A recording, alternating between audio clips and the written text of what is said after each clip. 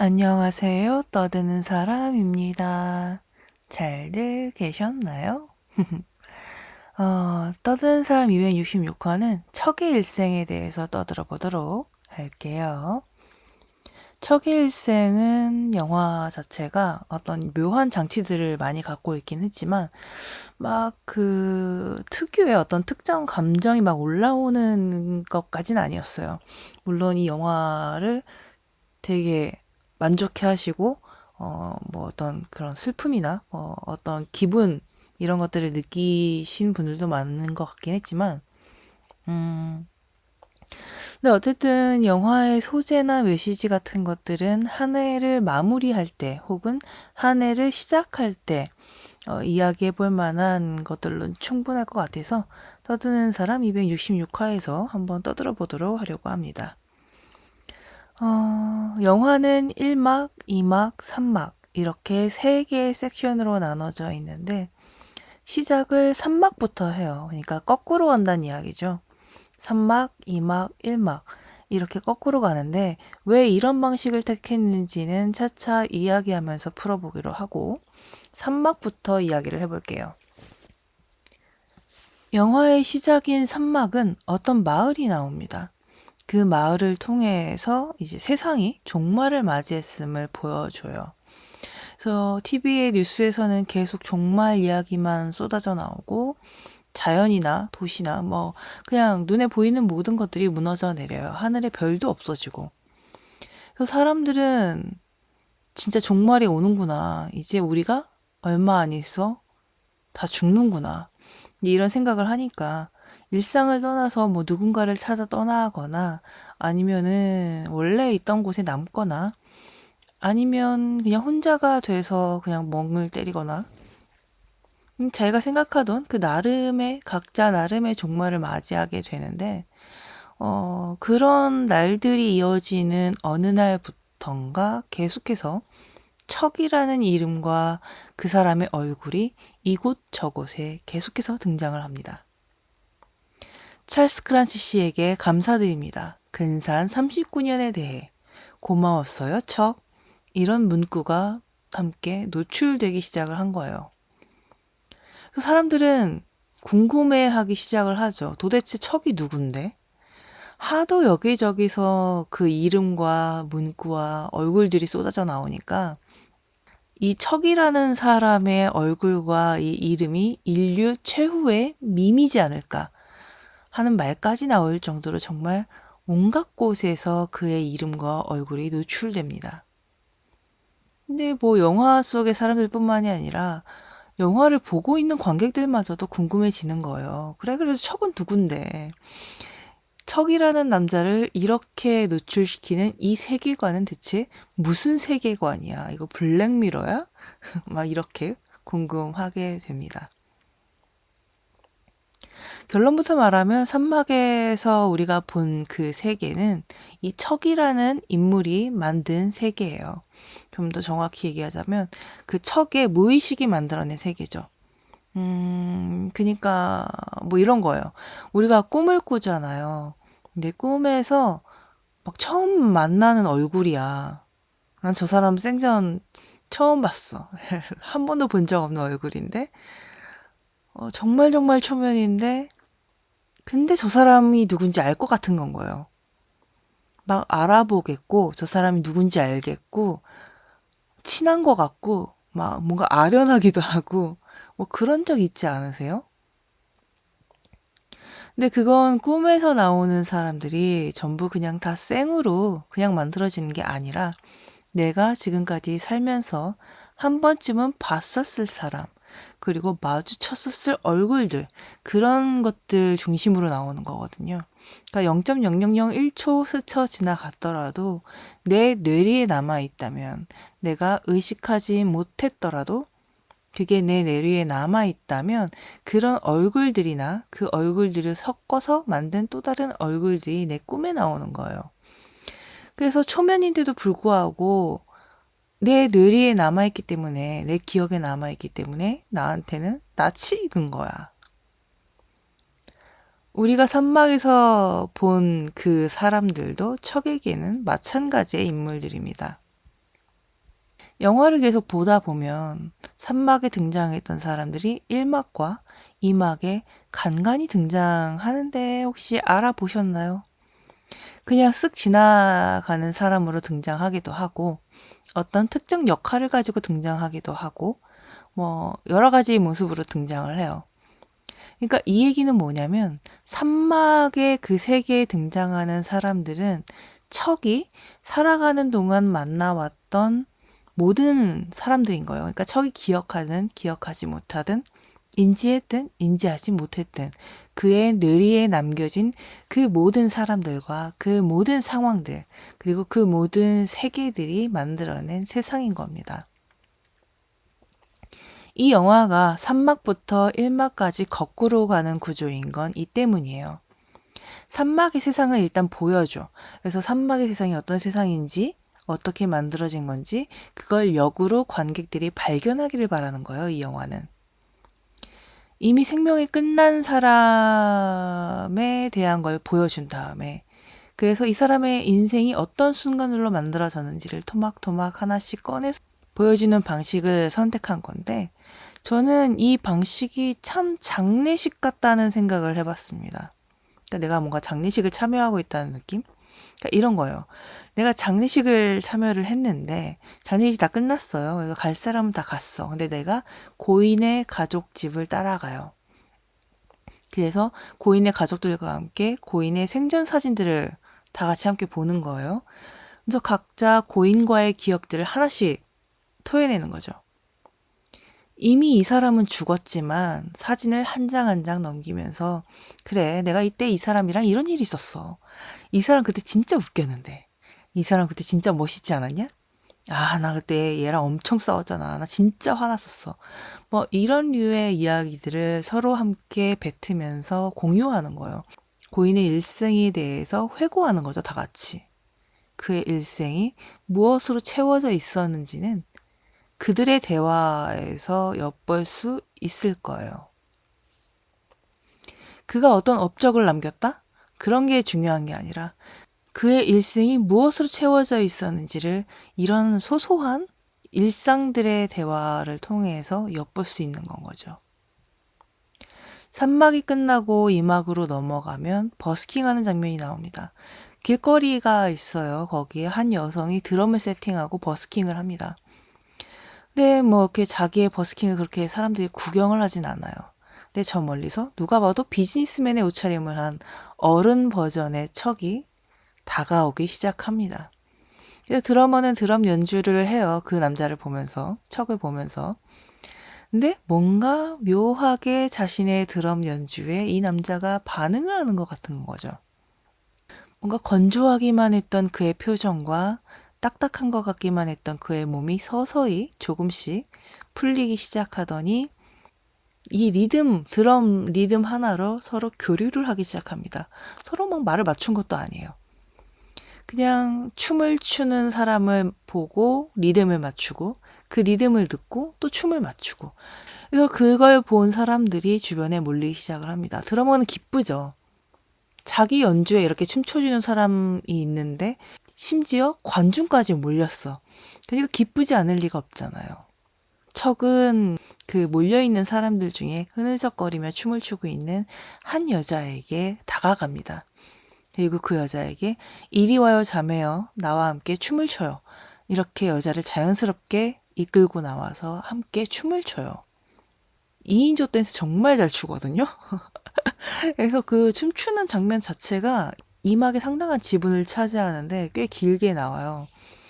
근데 어느 보통의 영화 같으면은 아마 그렇게 할애한 장면의 내용이라면 그 장면을 통해서 그들의 만남 혹은 다른 뭔가의 스토리 이런 걸로 이어지는 브릿지 역할을 했을 건데 이 영화에서는 그냥 이건 하나의 일회성 이벤트로 소비가 됩니다.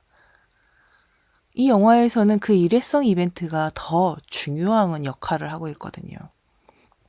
아까 장례식 이후에 사람들끼리 모여서 고인과의 추억에 대해 이야기를 나누는 것을 이야기했잖아요.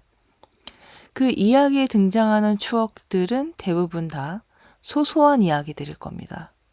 인생이라는 게 꼭 어떤 막 큰 사건이 발생하고 내가 무슨 업적을 남기고 막 크게 한 획을 긋고 막 엄청난 사람들의 이런 건 지지를 받고 인정을 받고 그래야 의미 있고 좋은 인생은 아닌 거란 얘기예요. 이렇게 그냥 소소한 순간들의 사건들이 쌓여서 그것들이 모이는 것도 큰 의미가 있다라고 이 영화는 이야기하고 있는 거죠. 이 버스킹만 봐도 그러잖아요. 누가 예상했겠어요. 그냥 그날 버스킹 연주를 하는데 다른 날과 다름없이 버스킹 연주를 하는데 내 연주에 이렇게 춤을 추는 사람이 나올 줄 알았겠냐고요. 그리고 남친이랑 헤어지고 멘탈 터져서 터들터들 걷는 와중에 춤추는 사람도 있고 음악도 들리길래 에라이 모르겠다. 나도 흔들자. 이렇게 해서 춤을 췄는데 저 남자가 나보고 나오래. 같이 추재. 그래서 나갔더니 처음 보는 이 남자랑 이렇게 완벽하게 합을 이루면서 춤을 출 줄 알았겠냐고요. 이렇게 누구도 예상하지 못한 순간에 예상치 못한 만남, 그리고 예상치 못하게 발생되는 이벤트, 이런 것들이 하나의 리듬이 되고 춤이 되는 건 거잖아요. 지금 이 장면에서는. 근데 그게 인생이라고 이야기를 하고 있는 거죠, 영화에서. 별일 없던 하루인데, 아니면 진짜 너무 최악의 하루인데, 이런 일이 갑자기 발생을 한다면, 기분이 달라질 거 아니에요, 삽시간에? 되게 엄청 생소하지만 좋은 느낌. 그래서 이렇게 기분이 좋아지고 새로워지고 달라지고. 물론 이게 단순하게 뭐 몇 분 만에 끝나버리는 이벤트일 수도 있어요. 나의 원래 답답했던 나의 하루로 다시 돌아오더라도 좀 전에 발생했던 그 이벤트 때문에 그 순간이 줬던 새로운 기분이나 에너지? 이런 것들로 인해서 분명 나의 하루는 어제의 하루와 달라졌을 거거든요. 중요한 건 이건 거죠. 그 순간으로 인해 달라진 나의 오늘, 나의 하루. 그렇게 영화는 또 거꾸로 거슬러 올라가 11살의 척으로 달려갑니다. 척은 그보다 좀 더 어렸을 때 부모님을 잃었어요. 그러니까 척은 부모님을 잃은 거지만 할아버지와 할머니 입장에서는 자식을 잃은 거잖아요. 그러다 보니까 이 척과 할아버지와 할머니 이 셋이 살고 있는 집안에는 뭐 크게 웃을 일도 없고 적막하고 가라앉은 그런 분위기였죠. 물론 할아버지 할머니는 척에게 굉장히 잘해줍니다. 척도 착해요. 하지만 그 이미 망가져버린 그 분위기는 어쩔 수가 없는 거죠. 그러던 어느 날 할머니가 부엌에서 락앤롤을 틀어놓고 신나게 춤을 추고 있는 걸 척이 발견하게 됩니다. 그 조용한 집안에서 락앤롤이 흐르는 것도 신기한데 할머니가 춤을 추고 있으니까 너무 신기한 거야. 그래서 오잉도잉 할머니를 훔쳐보는데 할머니가 그런 척을 발견하고는 이리 와요 형제여 나와 함께 춤을 춰요 하고 척을 이끌고 부엌으로 들어와 함께 춤을 춥니다. 척은 아마 거기서 춤이 주는 무언가의 힐링을 느꼈을 거예요. 그래서 사실 이 부엌에서 춤을 추는 장면은 그렇게까지 감동을 만드는 포인트도 아니고 영화가 그 감동을 의도한 장면도 아니거든요. 근데 저는 이 장면이 정말 너무 좋았어요.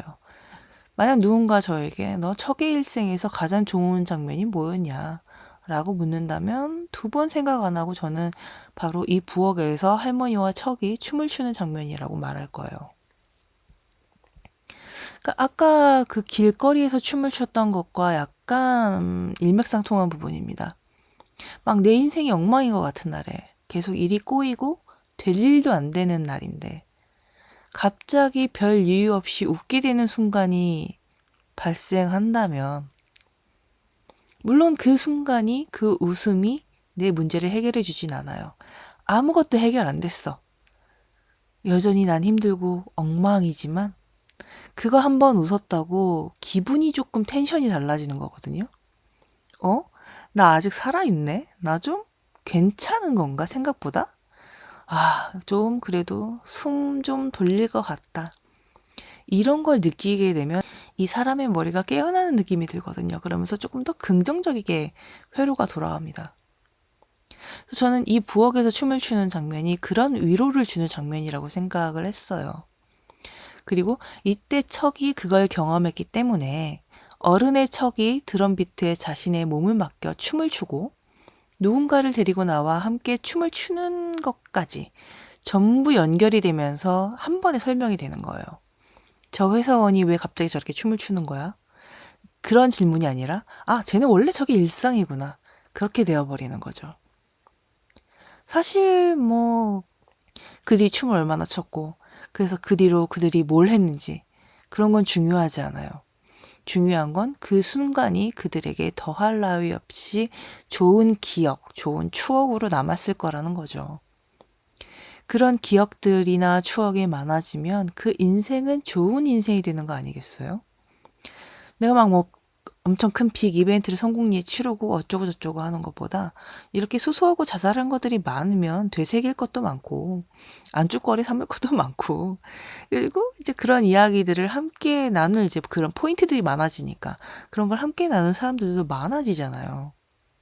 그리고 그런 기억들이 하나둘 모이면 그 기억들이 또 다른 좋은 기억을 만들게 되거든요. 그렇게 되면 저는 그 인생이 적어도 나쁜 인생으로 남지는 않을 거라고 생각을 합니다. 그래서 제가 좋아하는 장면이 부엌에서 춤을 추는 장면이었다면 이 영화의 핵심 장면은 학교 장면인데요. 수업 시간에 막 애들이 엄청 떠들어요. 아무도 선생님 수업에 관심이 없어. 근데 척 혼자 선생님에게 집중하고 있습니다. 선생님의 시 낭독을 굉장히 경청하고 있는데 수업이 끝나고 나서 그 시에 대한 질문도 해요. 그래서 선생님하고 이제 둘이 독대를 하게 되는데 선생님이 그 시에 대해서 척에게 이런저런 이야기를 해주다가 척의 양쪽, 그러니까 얼굴 양쪽을 손으로 감싸준 다음에 내 손 사이에 있는 게 뭐지? 라고 척에게 물어봅니다. 척이 아마 근데 쌉티였던 것 같아요. 척이 뭐라고 하냐면 뇌가 있죠? 제 뇌가 있어요. 이렇게 얘기하거든요. 그러니까 선생님 손 사이엔 자기 머리가 있으니까 자기 뇌가 있다고 대답을 한 거예요. 근데 저는 약간 제가 했을 법한 대답이라서 그 장면이 약간 피식했는데 어쨌든 선생님은 그딴 대답을 했는데도 불구하고 경력자답게 전혀 타격받지 않고 그 이면의 것을 또 한 번 끌어내주는 말을 이어서 해줍니다. 네 뇌에 있는 그 기억들을 끄집어내봐. 네가 만나왔고 잊어왔고 기억하고 앞으로 만나게 될 사람들, 그런 세상들에 대한 것들, 그런 것들이 네 안에서 하나의 세계로 만들어지고 있다. 그러니까 척이 자라나면서 경험치가 많아질수록 세상은 커지게 될 거고 그 세상은 결국 우주가 될 거다. 이렇게 이야기를 해줘요. 그러니까 이걸 한마디로 요약하면 너의 경험치들이 모여서 너라는 사람이 굉장히 큰 사람이 될 거다. 라는 거를 굉장히 뭔가 의미 있게 막 이야기를 해준 거잖아요. 그 아이의 눈높이에 맞춰서. 근데 그 멋들어진 표현이 척에게는 굉장한 임팩트를 남긴 거죠. 그렇게 해서 만들어진 게 우리가 영화 시작 때 본 산막의 세계였습니다. 근데 너무 좋은 선생님 아니에요? 그러니까 누군가의 메시지는 한 사람의 인생 전체에 오랜 동안 굉장히 깊게 남을 수 있습니다.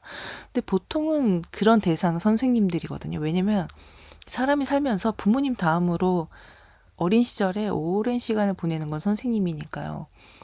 근데 그런 선생님들이 어떤 메시지를 전달하느냐에 따라서 그 사람에게 어떤 메시지가 깊게 남느냐 이런 걸 보여주는 거거든요. 그래서 저는 이 학교 장면이 이 영화 전체를 관통하는 장면이라고 생각을 해요.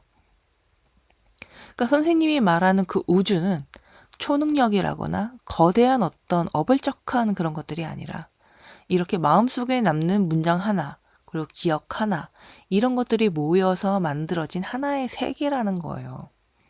나이를 먹고, 그리고 경험치가 생길수록 그 세계는 점점 확장될 테니, 결국은 네 안에는 우주가 생기는 것과 같다. 이렇게 얘기를 하는데 그 표현이 얼마나 대단합니까?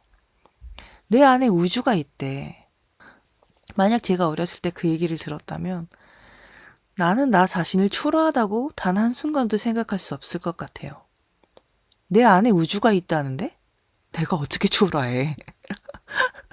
이거는 굉장한 자존감 지킴이의 멘트라고 할 수도 있을 것 같은데요. 어쨌든 이 산막에 나왔던 세계는 그가 평생 스쳐온 관계와 감정이 뒤섞여서 만들어낸 의식 속의 우주인 겁니다. 그래서 척이 죽어가면서 그 감각과 기억이 하나씩 꺼져가니까 그 세상에 별도 꺼지고 세상도 무너지고 그랬던 거예요. 그러니까 이야기가 되잖아요. 척 때문에 만들어졌으니까 척에 의해 사라지는 게 맞는 거겠죠. 이쯤 됐을 때 이제 넷플릭스 애니 중에 종말이 대처하는 캐럴의 자세라는 애니가 있는데 이 애니는 진짜 그 세상의 끝이 확정된 그러니까 종말이 확정된 그 세계를 배경으로 하고 있습니다. 거대한 행성이 지구로 다가오고 있어요. 그래서 계산을 해봤더니 몇 달 안에 그 행성이 지구랑 부딪힐 거고 우리는 멸망해서 죽게 될 거다. 이제 이런 상황인 거예요. 그래서 어차피 죽을 거야, 몇 달 안에 다. 그러니까 사람들은 그동안 여행도 가고, 파티도 하고, 버킷리스트도 하고, 막 이래요. 그 산막에서의 세계와 좀 비슷한 그런 배경인 거죠. 근데 캐럴은 그게 더 어색한 거예요. 그냥 평소처럼 출근하고, 엑셀 정리하고, 커피 마시고, 아무 일 없는 그냥 그 회사 다니고, 집안일하고, 그냥 그런 하루를 계속 살고 싶을 뿐인데, 왜냐면 세상이 몇 달 뒤, 몇 주 뒤, 아니 뭐 그냥 단순히 몇 시간 뒤에 사라진다고 해도 지금 내 삶이 계속되고 있으니까 나라는 존재는 계속해서 평범함 속에서 관계를 만들어가고 이어나갔으면 좋겠다. 그것이 캐롤의 바람이었던 거죠. 누군가 나를 캐롤이라고 불러주고 내가 누군가를 부르고 그런 평범함으로 종말의 그날까지 가기를 바라는 겁니다. 그래서 저는 척의 일생을 보면서 캐럴이 많이 생각이 났어요. 물론 둘 다 종말을 배경으로 하고 있지만 한 명은 세상의 종말이었고 한 명은 자신의 종말이에요. 근데 결국 그래도 말하는 건 똑같습니다. 어떻게 끝나느냐보다 우리가 어떤 순간들로 그 끝까지 살아 있었느냐, 살아냈느냐, 어떻게 답을 할 수 있을 거냐, 이런 건 거죠. 내가 누구에게 무엇으로 불리느냐, 내가 오늘도 지금 이 순간 무엇을 했느냐, 내가 뭘 어떻게 느꼈느냐, 이런 거 같은 거 말하는 거예요. 그래서 저는 이 영화를 보고 나서 산막의 세상을 멀티버스나 평행세계점으로 보면은 좀 아깝더라고요. 이걸 만약에 그렇게 해석해버리면 이건 그냥 또 하나의 설정 영화가 되어버리는 거거든요. 근데 이거는 그냥 한 사람이 자기 안에서 만들어낸 세계가 마지막으로 한번 켜졌다가 꺼지는 이야기라고 봐야 됩니다. 그래야 이 영화가 주는 메시지나 위로가 의미가 있다고 생각을 하거든요. 사람은 항상 어떤 사람이건 간에 각자의 세상을 품고 있어요. 그래서 길거리에서 버스킹하는 사람도 있고, 그 버스킹 음악에 춤을 추는 사람도 있고, 그걸 그냥 지켜보는 사람도 있고, 함께 춤을 추는 사람도 있고, 그냥 잠깐 보다가 자기 갈 길 가는 사람도 있고, 뭐 버스킹을 하던 말던, 춤을 추던 말던, 나랑 상관없이 그냥 가는 사람도 있고, 이 모든 사람들의 순간들이 엮여서 계속해서 새로운 세계들이 만들어져 나가는 거잖아요. 인생이라는 건 그렇게 계속해서 새로운 세계들이 만들어져 나가는 건데 어디서 누구랑 무엇이 엮여서 그렇게 새로운 세계가 만들어질지는 아무도 모르는 거죠. 그래서 저는 인생이 코즈믹 호러라는 생각을 자주 합니다. 그래서 코즈믹 호러 그 자체라고 생각을 하는데 사실 척의 일생을 만든 감독이 호러 전문 감독이기 때문에 왜 호러 전문 감독이 척의 일생이라는 영화를 만들었을까? 이 영화는 호러가 아닌데 라는 생각을 했었거든요. 근데 영화를 다 보고 나니까 이런 식의 접근이라면 이렇게 은근한 인생의 코즈믹 호러를 보여줄 거라면 이 호러 전문 감독이 만들만 하다라는 생각을 또 해봤어요. 이런 코즈믹 호러 일생을 보여주기 위해선 그 감독이 최선이었을 수도 있겠다라는 생각이 들었으니까요. 그래서 영화에 이따금 약간 호러틱한 장면들이 있긴 해요. 마지막으로 영화에는 다락방이 하나 나옵니다. 이 다락방은 할아버지가 어린 척에게 유령이 나오느니 어쩌느니 하면서 들어가지 못하게 했던 그런 방이에요. 그래서 한 번은 몰래 척이 들어가 보려고 했다가 할아버지에 의해 실패했던 경험도 있는 곳입니다. 그래서 나중에 할아버지가 돌아가시고 나서야 그 방에 들어가 보게 되는데, 그때까지도 궁금한 거예요. 도대체 이 방에 뭐가 있길래 지금까지 이 방을 그렇게 막아놨을까? 그래서 기대 반 두려움 반 하면서 두근두근 그 방을 문을 열었는데 그 방은 텅 비어 있었어요. 정말 아무것도 없이 텅 비어 있는 방이었습니다. 그래서 방 안에 들어와서 여기저기 살펴봤지만 정말 특별할 게 없는 그런 방이었어요. 그래서 허탈함을 갖고 그냥 나오려고 하는데 그때 드디어 척은 보게 되죠. 그 방에 존재하는 무언가를요. 사실 그 방은 죽음을 볼 수 있는 방이었던 거예요. 근데 그 설정이 이 영화에 어떤 중요함을 갖고 있는 건 아닌 거고, 그냥 그런 거예요. 그 방은 그냥 그런 방인 거예요. 그래서 내가 언제 죽는지 아는 사람은 잘 없으니까. 인간이 태어났으면 언젠가 죽는다고는 알고 있지만, 내가 언제 어떻게 죽을지는 사람은 모르잖아요. 그래서 내 인생은 영원할 거다. 나는 앞으로도, 내일도, 내일 모레도, 다음 주도, 다음 달도, 내년에도 계속 살아있을 거라고 생각을 하는데, 이 방에서는 죽음을 볼 수 있는 거예요. 그래서 할아버지는 어린 척에게 이 방에 들어가지 말라고 한 거죠.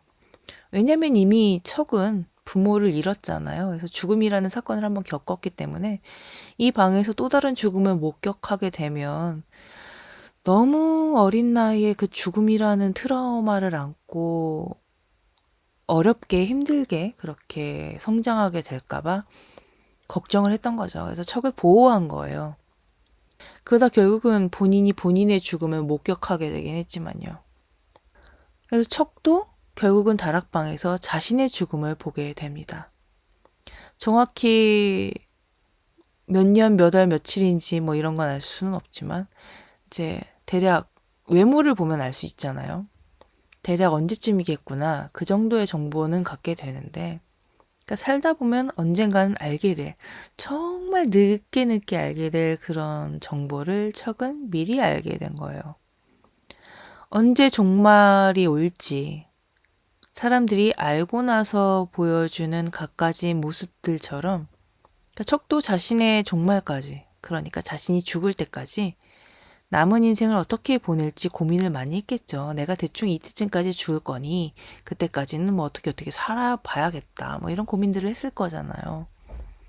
근데 종말에 대처하는 캐럴처럼 척도 자신의 종말에 대처하는 방식으로 자신의 삶을 그저 자신의 삶으로 살 것을 선택합니다. 대신에 척에게는 이런 자신감은 있지 않았을까요? 선생님 덕분에 자존감이 있잖아요. 내 안에 우주가 있는 거. 난 수많은 것을 품고 있어. 그러니 충분히 경이로울 자격이 있다. 이런 자신감이 있잖아요. 그러니 언제 죽을진 알고 있지만 자신의 인생을 죽음이라는 결말에, 내 인생의 결말에 방점을 찍어 놓은 게 아니라 그때까지 이어져 나갈 내 인생의 순간순간에 계속해서 방점을 찍어 나가면서 살아가는 걸 선택했던 거겠죠. 우리에게도 우리 각자의 세계가 있고 우주들이 있을 겁니다. 거창한 업적이 아니라 사소한 순간들로 만들어진 그 우주 안에는 정말 우리가 생각지도 못한 그런 수많은 사람들과 장소와 상황들이 존재할 거예요. 근데 그 안에 세상이 평탄할 거라고 생각되진 않습니다. 영화는 이 척의 일생 이 영화는 영리한 구조와 아름다운 발상은 가졌지만 그 우주가 어떤 균열을 갖고 있을지에 대해서는 사실 깊게 들여다보진 않거든요. 하지만 실제 인생은 그런 균열이 분명히 우주에도 있겠죠. 그래서 거창한 종말의 이미지로 시작해서 익숙한 인생 동화로 돌아오는 이 영화와는 달리 우리의 현실은 그 균열마저도 안고 가야 하는 거잖아요. 너무 거대한 걸 바랄 거 없이 만나지게 되는 한 사람 한 사람과 경험하게 되는 작은 한순간 한순간으로 그 균열을 보수하고 좀 더 나은 시간들을 계속해서 만들어 나가게 되면 어느새 또 나쁘지 않은 시간들이 만들어지지 않을까요? 그래서 이 영화를 2026년 첫 영화로 소개해 드리는 건, 그래서 이런 방식으로 2026년을 하루하루 보내다 보면 어느덧 그럴싸한 2026년의 연말을 맞이하지 않을까 하는 생각에서 척의 일생을 첫 영화로, 2026년의 첫 영화로 소개해 보았습니다. 아주 그냥 온팡지게 재미있는 2026년 되십시오. 그럼 이렇게 떠든 사람 266화, 우주라기엔 작고 인생이라기엔 충분한 척의 일생편을 마치도록 하겠습니다. 다음 267화에서는 어떤 이야기로 떠들지 기대해 주시고요. 영화나 드라마에 대해 하고 싶은 이야기, 듣고 싶은 이야기, 대신 봐줬으면 하는 작품들에 대해서는 이메일 sayloveyou saylovuu@gmail.com이나 팟빵, 애플 팟캐스트, 스포티파이, 유튜브, 인스타 떠든 사람 채널에 남겨주세요. 그럼 267화에서 만날게요. 안녕!